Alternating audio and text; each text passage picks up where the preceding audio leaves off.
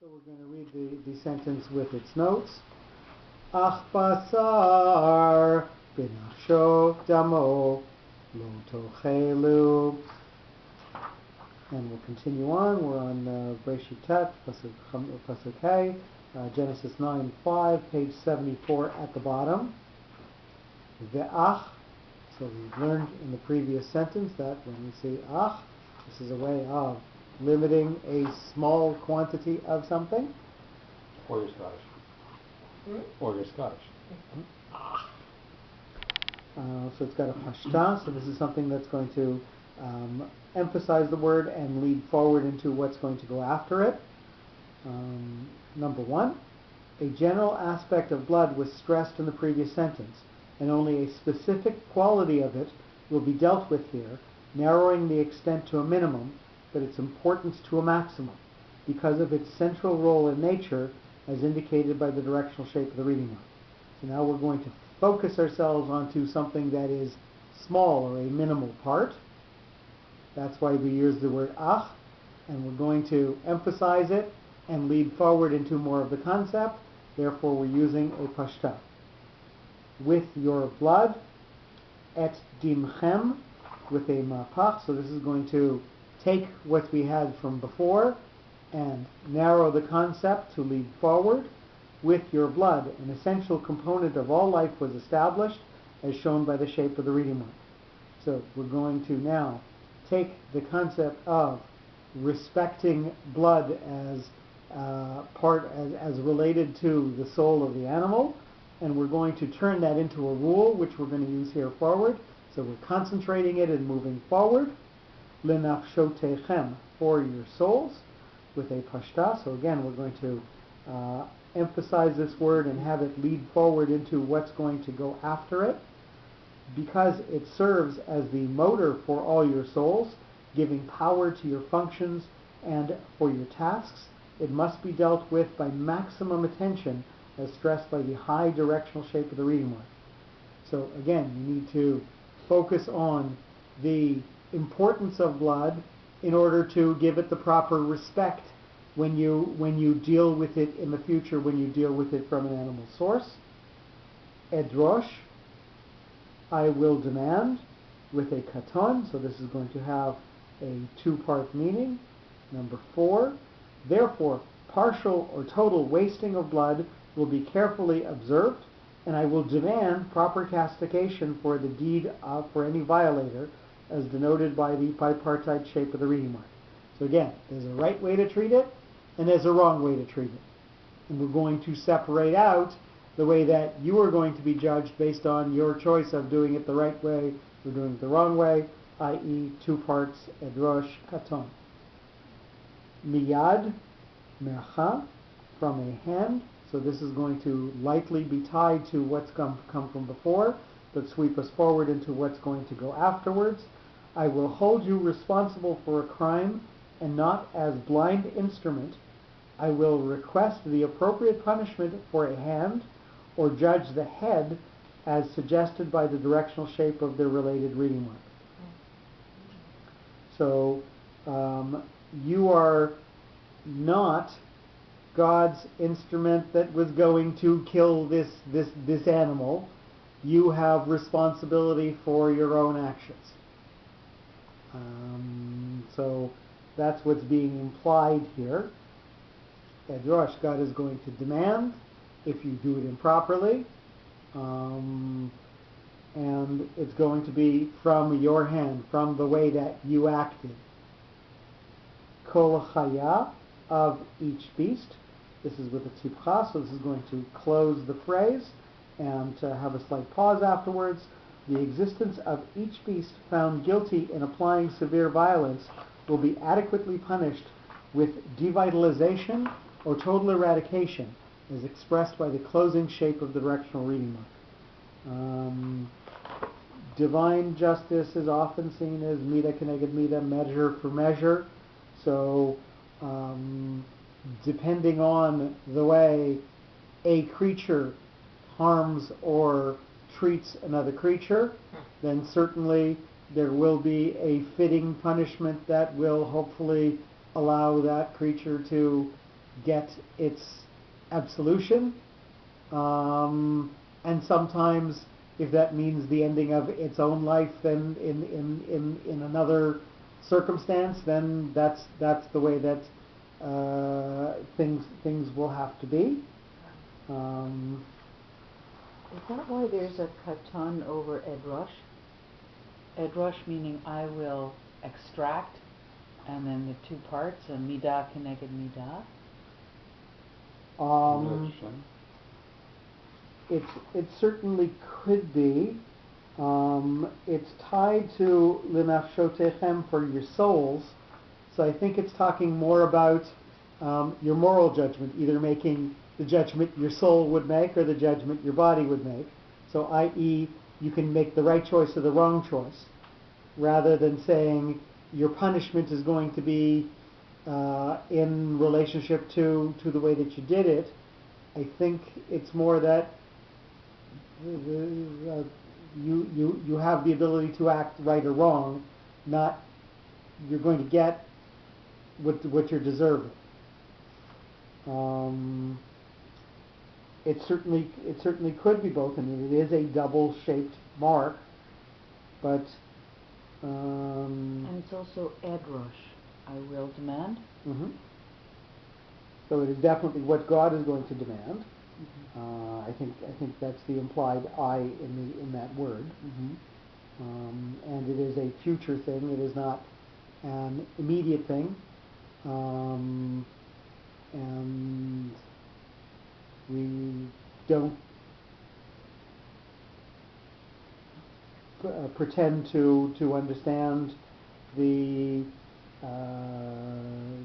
plans, the plans of Hashem, but we hope to at some point see the truth and justice that were behind them. Mm-hmm.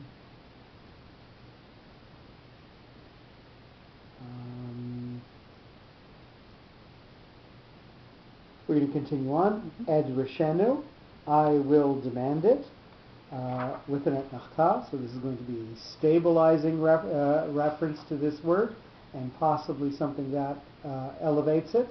I will demand it in order to prevent further violence, as specified by the stabilizing shape of the reading mark, and also by the repetition of edrosh. So we're using that same root word again. I will demand. Ed Rishenu is I will demand it. So we're saying that this justice is going to occur, even if you don't see it immediately. You can depend on it happening, and it will be a stabilizing influence. It will be something that does not allow evil to, in the long run, go unrecognized or unpunished. Note, there is one explanation of the disappearance of various prehistoric monsters, dinosaurs, etc. The shortage of food was only a medium for their catastrophe. Interesting. So again, certainly the question is, were they morally judged not fit to continue? And ultimately we will not know the truth in our lifetimes. Umiyad, with a munach. So this is going to separate itself out from what's come before and tell us what's going to continue into the future. And from a hand. Thus I will deal severely with any crime, and from hand of an individual who will destroy the life of his fellow man, as illustrated by the shape of the reading mark. So from this point on, there will be justice that is directed to the perpetrator, not to all mankind. So the rules from here on in are different from the rules that were there before. The perpetrator himself will have complete responsibility for his actions, and there will not be collective assignment of blame or of guilt. Number 9, ha'adam, of the man, Rivi'i. So this is going to make that word stand by itself and emphasize it. Regardless of whether a murder of the man is caused indirectly by another or through an intermediary agent, the guilt of the instigator will be decisive and remain unchanged, as pointed out by the broad meaning of the reading mark. So this person's crime, the death of another man, is going to be something that is going to stand as a testament to divine justice. Number 10, miyad, from a hand, with a pashta. This is going to sweep us forward into what's going to go on afterwards, and going to emphasize in a high sense the word that it's talking about. Proper justice will be required from hand of the cause of the crime, as conveyed by the directional shape of the reading mark. So pashta is not separated out from what's gone before, so it can refer back. So it's going to say that the type of justice that's going to go forward is going to specifically be related to actions. It's going to be related to what you did. Your responsibility will flow from the way that you act. Ish, of a man, with a zakeh katan, with a munach. So this is going to separate itself out from what's gone before and lead to the way that things are going to be afterwards.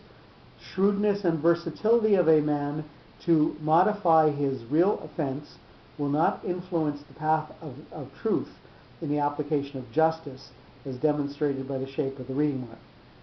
So the way that the way that you try to twist or justify your own actions won't influence divine justice, where your actions and your intentions are fully known. This is going to separate out the way that you're going to be treated from the way that you think you should be treated, or the way that you might try to spin it yourself. And achiv, his brother, with a katon, is going to have a double-parted meaning. Even if one substitutes his brother to save himself, or attempts to prove his innocence by claiming that the victim was his friend or brother, this will not carry any mollifying effects before the eternal justice as depicted by the bipartite shape of the relating reading mark.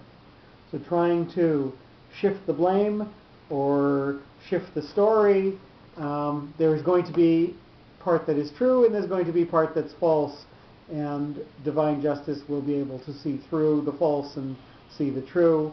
So it doesn't matter what you say, your justice is going to come based on what is true. Edrosh, with a tikha, I will demand, and this is the third time in the same sentence that we're using the same word. If earthly ways of justice applied by society, courts, etc., fail to create sufficient penalties, I will demand heavenly justice, as referred backwards by the directional shape of the reading mark. So this is with a tipcha, so this is going to sweep us backwards into what's come from before. So we know that this is going to take us back to the two previous ways that we said edrosh, that God is going to be looking for it, and God is going to demand it, and God is going to get his type of justice, mida keneged mida, measure for measure, something that is appropriate to the crime that has been done. And we have a note, compared the Gemara, im yesh dayan, ein din. V'im ein din, yesh dayan. So, I'm sorry, I'm not familiar with this Gemara. I'm going to have to. So, the function of a court won't always be to provide divine justice. It will be to provide human justice. And when you've got a human judge, you have to realize that you might get something that involves human frailty in your judgments. So you have to be careful that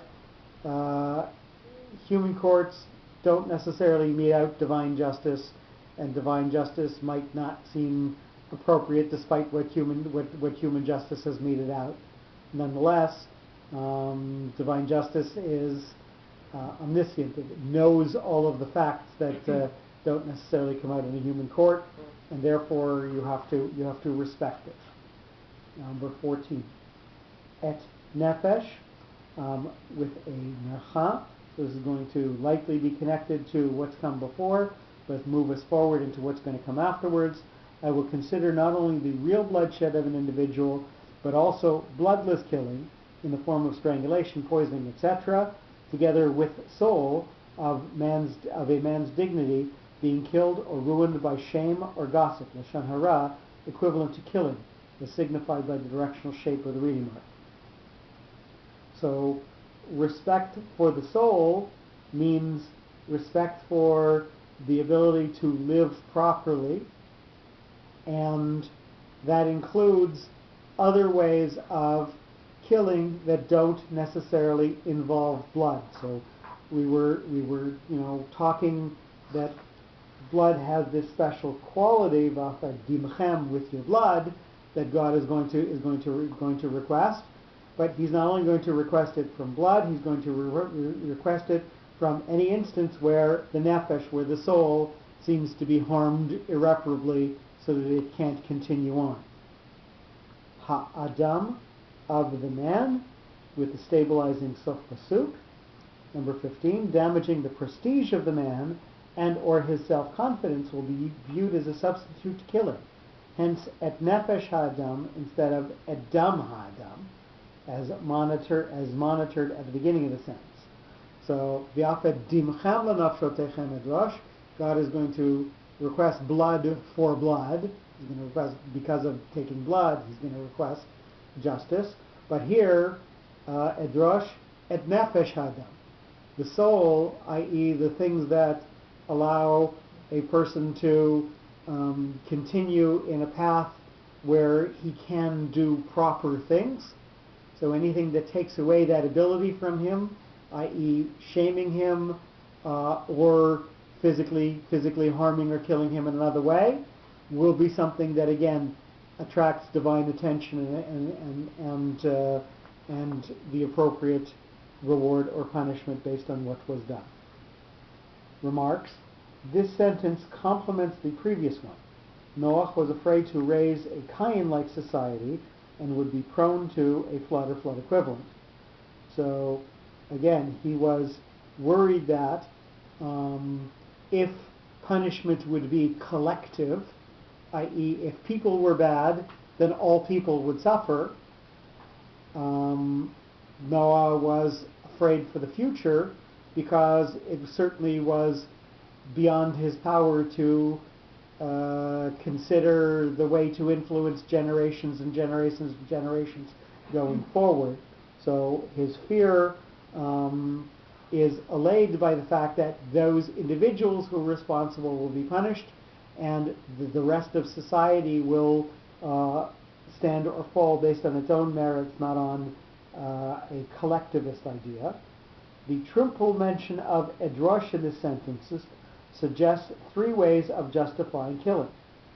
Number one, in self-defense, in the name of self-defense, miyad kol chaya edroshenu umiyad ha'adam.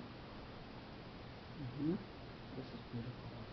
Number two, for social justice, miyad ish achiv. So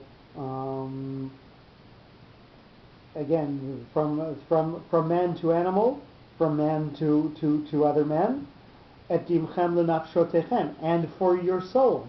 So heavenly judgment when other forms of justice fail. So the ways that God is going to execute his justice can be through natural means, through the means of human courts, or ultimately through God working behind the scenes, making things happen that correct or mitigate a situation. And all three of them are implied by the fact that we have edrosh coming 3 times in this sentence. I think when I read this, what I hear is the triple mention of edrush in this sentence suggests 3 ways of justifying killing, and none of them are excusable. They will all require being judged, right? Being judged. So whether you say it was in the name of self-defense, miyad kol ha'adam, so from the violence of man, I was only defending myself, or whether it's for social justice, miyad ish achiv, I had to kill to save my brother, or for a social reason, or it's in the pretend of heavenly judgment, when all of other justice fails, meaning I'm only doing the will of God because it has to be done, and that all in Hashem is not excusing any of these, and each of these instances will have to be addressed and recompensed.